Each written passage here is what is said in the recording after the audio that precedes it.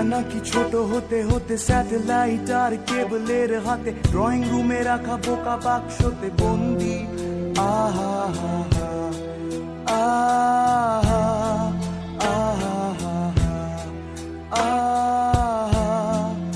আহা, ঘরে বসে সারা দুনিয়ার সাথে যোগাযোগ, আজ হাতের মুঠোতে ঘুচে গেছে দেশ কাল সীমানার গন্ডি।